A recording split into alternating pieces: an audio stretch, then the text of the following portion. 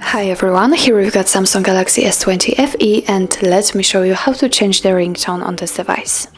So first of all, let's open the list of apps and enter the settings. And as you can see on the second position, we've got sounds and vibrations, so let's tap here.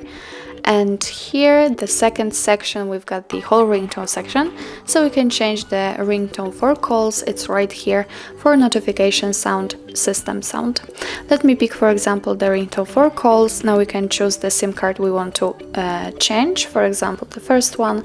And as you can see here, we've got the list of defaultly installed ringtones. What's more, you can add your own. Simply tap on this plus icon, and if you will have any compatible files, that will appear right here and you will be able to choose it and use them. Let me get back to the list, and now if you want to listen how the particular ringtone sounds, then simply tap on it.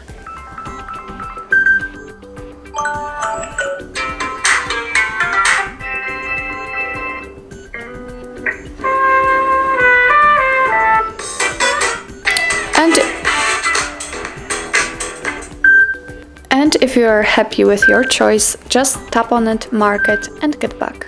And as you can see, it is immediately applied, and from now on your device will use the chosen ringtone.